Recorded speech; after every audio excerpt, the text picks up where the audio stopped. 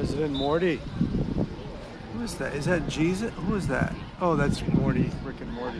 Hello. Hello, President Morty.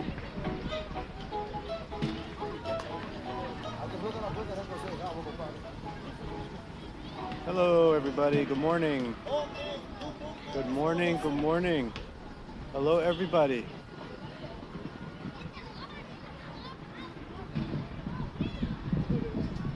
Hello, hello, hello, everybody.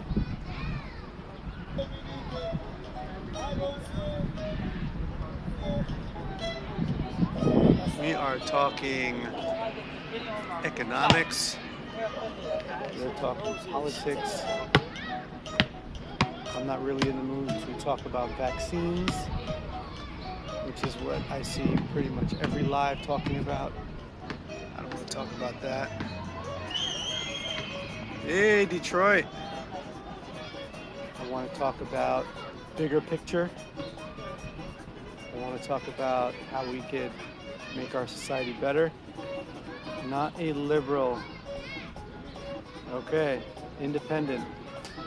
Okay, well, what is your ideology, though? You're independent in terms of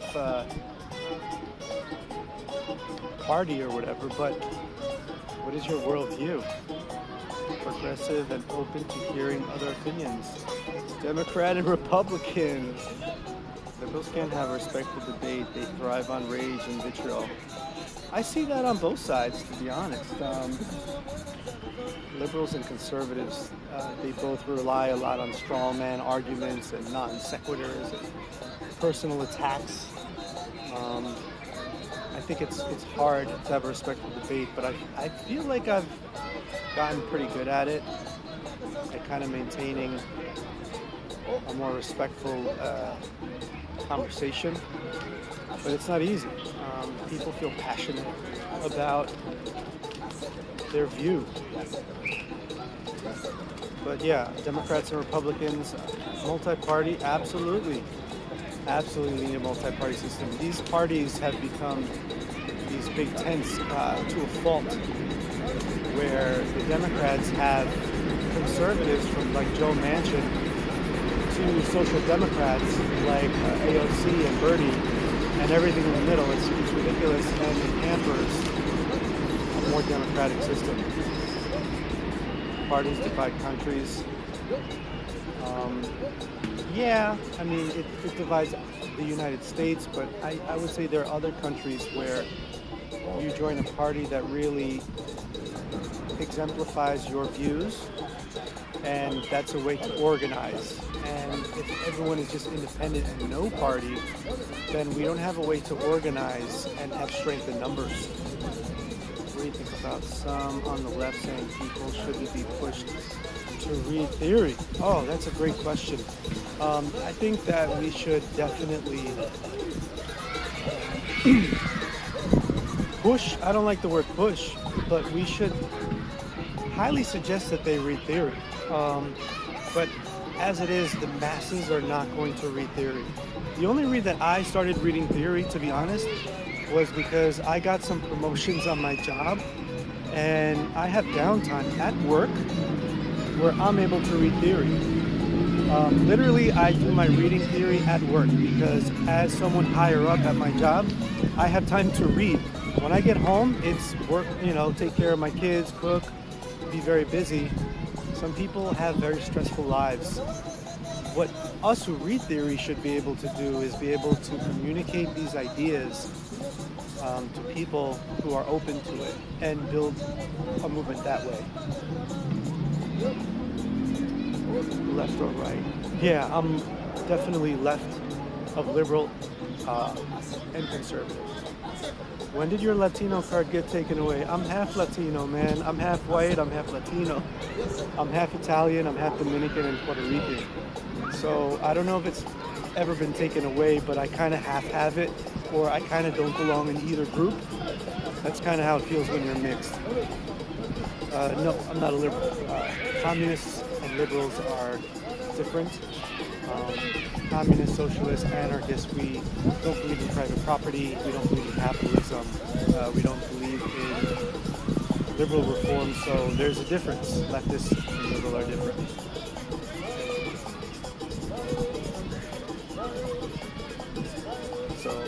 Yeah. If any of you guys want to jump on, send a request, and we could actually talk. That would be cool. Second Amendment. I think that the workers should be armed. I think that, as Marx said, any attempt to disarm the working class should be met with force. And I think within a capitalist system, that the working class should be armed to defend themselves. So yeah, I don't know about the Second Amendment, but I believe that people should have the right to be armed with their arms against a tyrannical government ruled by corporations and the capitalist class. Yes, neoliberalism encompasses both parties, Republicans, Democrats. They really have very similar economic policies. I know on culture issues and identity politics they differ somewhat, but in terms of economics, they're for free trade, free market policies. Yeah, I want to debate with liberals because I'm not a liberal. And I think these are the people that would be usually more open-minded to hearing different opinions. Typically, I feel communists here, vaccines, healthcare for all. Yeah, typically I feel that more conservatives are very entrenched in their ideas and are not open to having respect for debate. That's just my opinion. But if you think I'm wrong, send me a request. Radicalism is very different on both sides. One group of radicals wants genocide, corporate rule, total plutocracy. The other radical group wants democratization, education, healthcare, our needs met. So you can't really equate radicalism on both sides. We call ourselves radical, but what we want is just basic human rights and have our needs met in a world of abundance.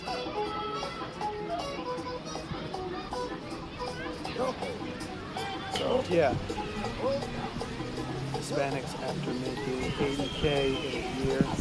I don't know what that is. I make 80K and I'm a communist, so I make over 80K. I just have empathy for others. And I consider myself very fortunate.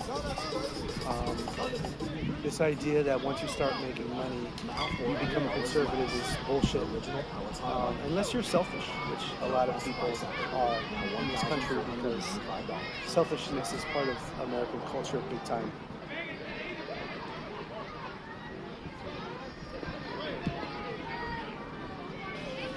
Christian veteran vaccinated. All right, cool. Trump should be beheaded on live television for sedition. Okay. Shout out socialism. Yeah, socialism. We're just trying to educate people, let them know that the thing that they've been taught to fear and hate for so long is the one thing that is going to free us and liberate us. And most people don't know what it is. Most people have never read a book on socialism by socialists. They've never read about the socialist revolutions from the perspective of the revolutionaries. And I don't expect them to read these books. A lot of people don't read. A lot of people are very busy. So a lot of us should be here to have these conversations, talk about it. I'm a liberal. Do you like lemon in your water? That's a really great question. Who are you? King Herschel. I want to thank you so much for that question. I've been waiting for someone to ask me if I like lemon in my water.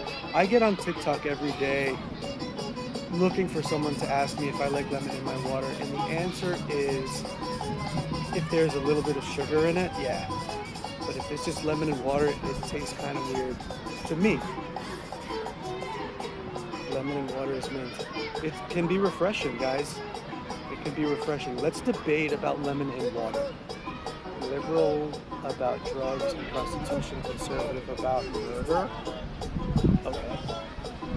Cut taxes, raise the economy, I think that we can cut taxes bigly if we stop subsidies for companies that don't need it.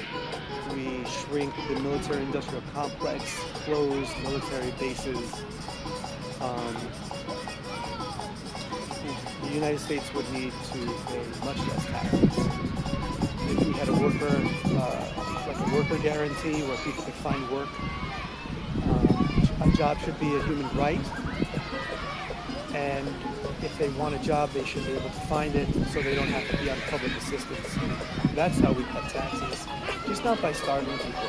I don't know if you've ever been to a third world country, but it's horrible, and that's what it looks like when you don't have, public assistance for conservatives have to lie about leftist ideas because their ideas are unpopular. Okay.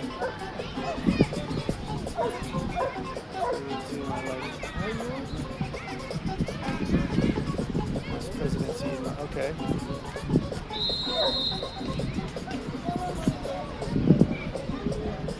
Yes, I'm at a park. I am a block away from Yankee Stadium right now at my kid's Little League game. My kid plays Little League a block away from Yankee Stadium, and it's pretty cool. So yeah, I'm in a park in the South Bronx right now.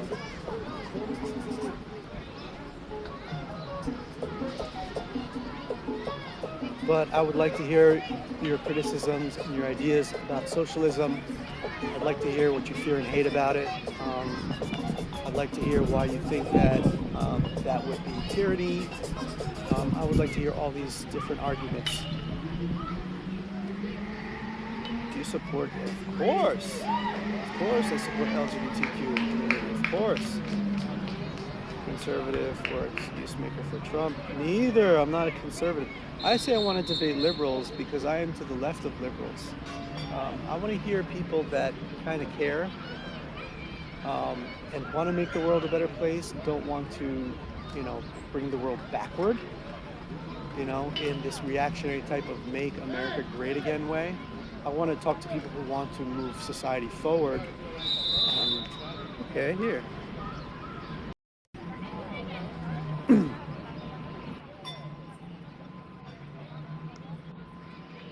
Hello. Hey, Hi, how are you? I'm good, thank you. From Malaysia. Oh, Malaysia. Okay, I'm from the Bronx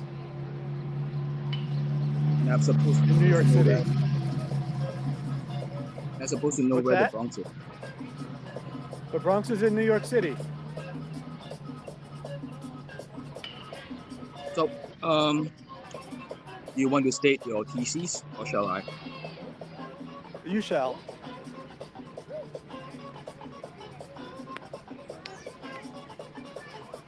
Okay.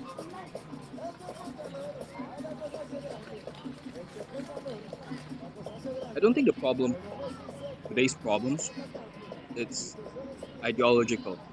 It's about good governance. So I'm not taking a stance, on the left. I'm saying that you guys Okay. are barking up the wrong tree, Okay. right? So if your government is truly accountable, truly competent, it doesn't matter if it's left or right. There are successful leftist government like China, and there are successful, rightist government like, well, until they become fascist and go to war and then lose. That's a different scenario. Yeah. I'm talking about social, economic stance. It's kind of noisy, right? So, Yes, I'm sorry about that. I am in the city right now, but I can hear you well. okay. Um, so basically what I'm saying is that you guys are not, in fact, debating about ideology because you guys need a party not you guys, but everyone needs a party that is really accountable, that's party for good governance, means no corruption and all the other stuff. So that's my thesis. Okay. What I would say to that is that I agree, and there are governments that seem to have found that sweet spot, that compromise between the capitalist class and the working class. There are, we have, of course, we bring up the European Nordic countries, and and all that. But what I can say is that in a capitalist system, the ruling capitalist class is always going to be fighting for more power and wealth. And if you've ever invested in stocks, if you've ever really studied economics, you understand that it, it's a system that requires more and it requires growth. It requires infinite growth. So that's why that any progress made under capitalism, when that progress happens, the working class is going to have to fight to continue to hold on to that progress because they're going to be trying to take that away. And that under a socialist system, the power will not be in the hands of the capitalist class anymore, but in the hands of the working class. So that struggle, that constant struggle, will not be there anymore. I mean, there will still be contradictions and there will still be struggle. People that say, use as a straw man, oh, you think everything will be better under socialism? No, there still is human nature, but the struggle to have our human basic needs met will that the big part of the struggle will be gone. And good governance under a capitalist system is difficult because the government doesn't work for the people, they work for the capitalists. I'm gonna move away a little bit because there's like tons of music by me, Yeah, that like sounds like it. lots and lots of. Yeah, it's a very lively area. What do you say Since about that? I would say corruption is endemic to human nature. It doesn't matter if you're not, I mean, obviously the Soviet was pretty corrupt. We know they were corrupt. Right? One of the reasons why it was abolished, or was it actually they exploded basically, was because there were a lot of corruption in Soviet because corruption is human nature. So I don't think, like I said, against it's an accountable government that's accountable, that's competent, will not be corrupt, regardless if it's on the left or the right. The Chinese Right. started off really corrupt as well, but they because Uh huh. corruption is something I don't think that we can ever get rid of. It's always going to be there I because agree. people are greedy, right? And greedy people corrupt, or more likely to be corrupted, and take money that does not, or wealth or assets that do not belong to them. And so that's corruption. And regards Yeah. to you, okay, let me ask you this then, okay? Oh, let me Because I just say see a one lot of thing very quick. It just take me 2 seconds. I just want to build a system upon like because capitalism is a system based on corruption. That's what it's founded on. And when you have a capitalist system, the capitalists um, they use the state as a tool for their benefit. Um, I don't think that, like you said, the USSR. Of course, there's corruption, but it's not a system that is rooted in that corruption. okay, I can't agree with that presupposition. Capitalism is not based on corruption. I don't think so. I don't think any government is based on corruption. The corruption eventually seeps in, right? When the constitution of any country is established, it was made sure that that the government officials don't get corrupt. It's accountable if they're corrupted, that are due to deal with them. But eventually, the corruption seeps in. Like I said, it's human nature. It's only just what government is like, and of course, a lot of it depends on luck as well. Uh, I mean, if you're in Latin America, for example, and you've got the largest capitalist states in America, right? And you definitely be exploited through corruption. Latin American countries will always be corrupt because America is right there, and it's in Exactly. America's national interest to make sure that Latin American countries are weak, so that it does not Correct. pose a threat and challenge to the American government. So the American government can Right. send troops to Iraq and Afghanistan and whatnot and do what they do. So, So you know very well about U.S. imperialism. oh, sure, I'm anti-imperialist, if anything, but Great. I think in terms of government, it's it all depends on the time. There are times that you need more social, left-leaning policies, so-called socialistic policies, right? When the internet, for example, grows too wide, like we Americans, richest Americans, uh, the net worth, the bottom 50% of Americans, and that is simply not sustainable. The people just won't stand for it. If there's going to be a revolution, it doesn't get fixed. But then again, Correct. communism, I think, is devoid of common. It's very idealistic, that's for sure, but it also discounts people's greed, right? Okay. Uh, uh, we work harder if we are compensated more for our labor. As simple as I. Okay. I mean, why would I put in extra hours to be extra, be more competitive, be more productive? If I'm going to get paid the same guy, and that's why communist system ultimately failed, and China just did not, achieve its economic prosperity until the markets open up and there was competition. Right, you reap what you sow. More diligent you are, the smarter you are, the more innovative you are. Okay. I'm Uh, sorry. and, Yeah, you and heard the and that's music. how you get the head of society, right? And that's Right. part of human nature. So to me, left versus right is irrelevant. All depends on timing. There are certain times where Yeah. everybody is poor enough. Yeah, sure, share everything because we are all broke anyway. I don't own anything. I've got nothing to lose. Yeah. Okay. You know, that was. Yeah. You see, the thing with communism. Let me just add this one quick. Sure. People are willing to share everything if everyone is equally rich or everyone is equally poor. So far, Hmm. right? The second is true. Communism only happens when people are equally broke, right? Right. And that's why they're willing to share everything because they don't have anything to begin with. Yeah. Okay. So let me respond to a few things. Communist movements arise in usually in victims of U.S. imperialism and colonialism. I just recently learned that in the 1960s, when the socialist movement happened in Indonesia, that the U.S. aided in the coup, in the right-wing coup, and 100,000 communists in Indonesia were killed. 100,000 people were murdered for trying to build communism in Indonesia. That's just an insane, like, I can't even fathom 100,000 people being killed. The other thing I would like to respond to is the idea that communism is idealistic.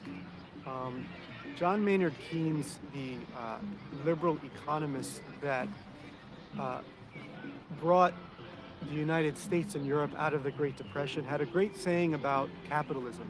He said, capitalism is the idea that the most greediest of people for the most horrible of intentions could do the greatest amount of good for all.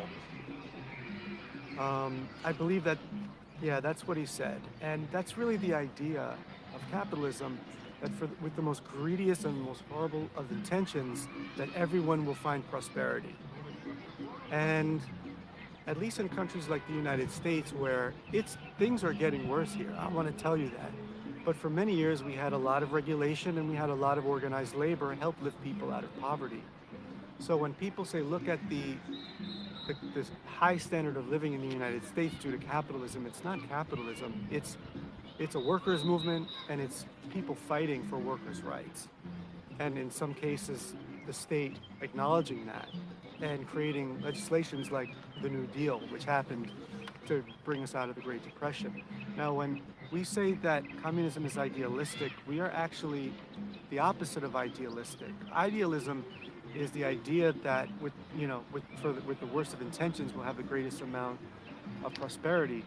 We believe in dialectical materialism in that we acknowledge the contradictions in society, but that history is moving forward and humanity must evolve into a better system.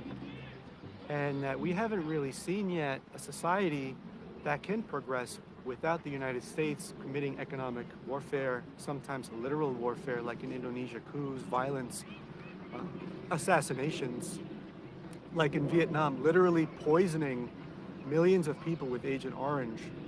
In Vietnam, they still have thousands of birth defects every year due to Agent Orange. So we don't really have a clear picture of the results. But what I can say is that a system where the working class can collectively, democratically have control over society and reap the benefits instead of just a small amount of people would bring us forward instead of this system right here. Well, I already mentioned, you know, it all depends on the time and how the existing persisting circumstances are.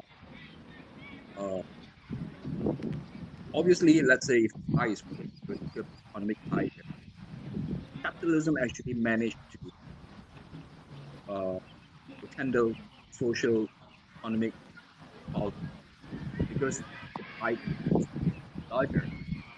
But unfortunately, socialism.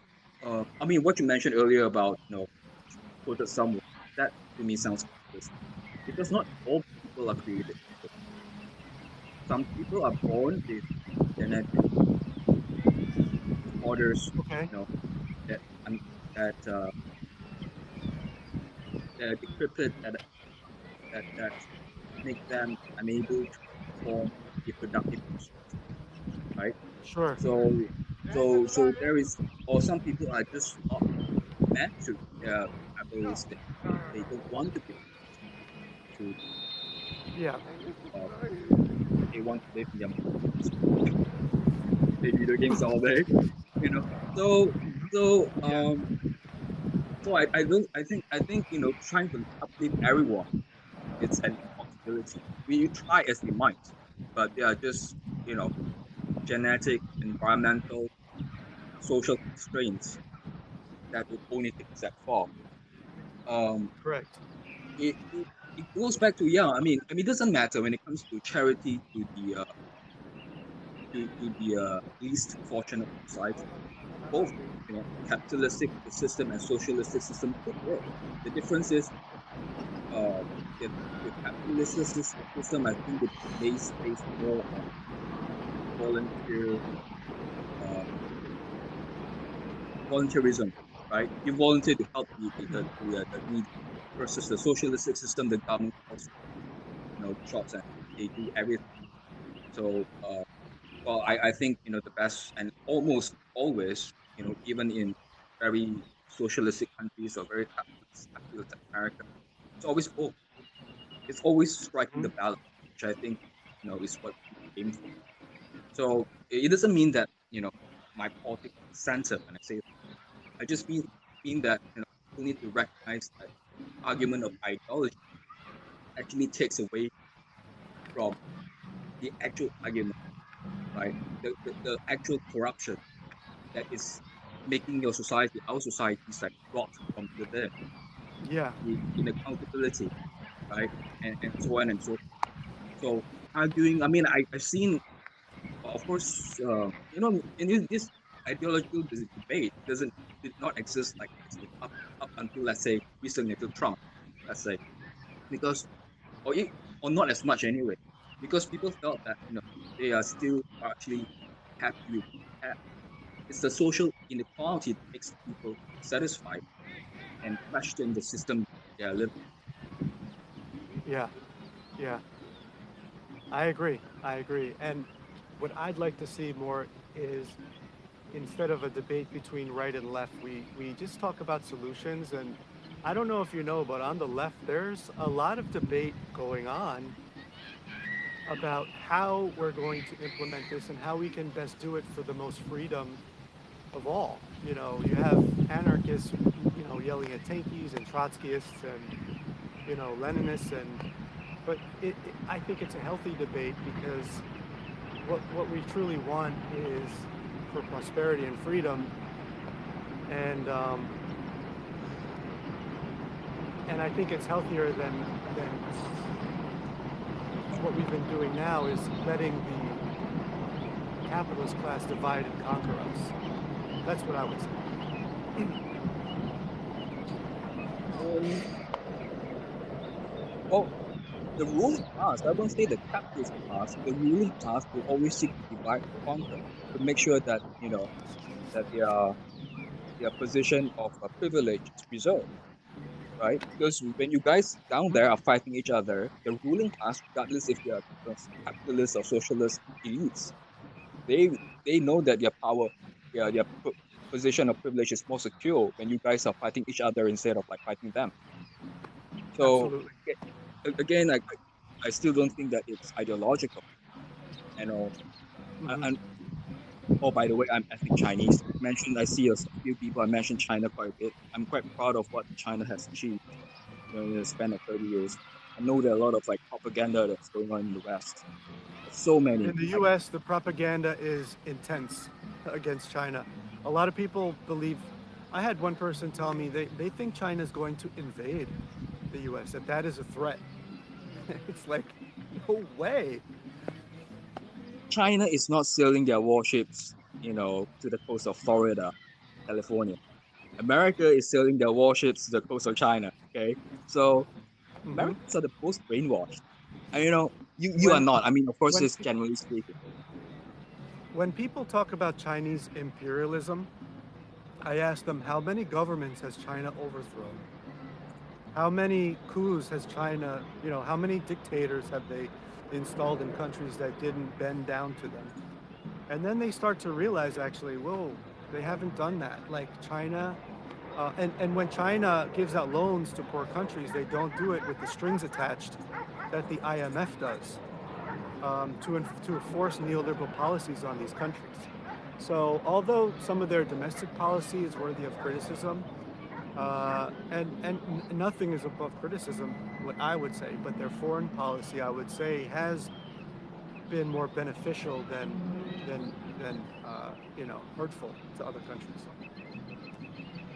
I think the difference is Chinese foreign policy is indeed, for the good of its national interest, whereas American foreign policy is for the benefit of the uh, major corporations, including, the military industrial complex. So the Yeah. poor send their, that's why Trump supporters are so unenlightened. Let's put it that way, because they're happy to send their kids That's a over very to die diplomatic for. way. Yeah. So and overall, Americans do not realize, especially on the Trump side, do not realize they're being taken advantage of. And it's not by the Chinese. The Chinese are making you stuff, Absolutely. whereas when America is like, giving you pieces of paper called, treasury bonds. It's such a, and Trump said the world is taking is like laughing at us because we are eating our free lunch, our lunch. Of course, it's the inverse. America is able to sustain itself even if even though it's so corrupt, and the really wealthy are Hmm. raking up so like hundreds of billions of dollars.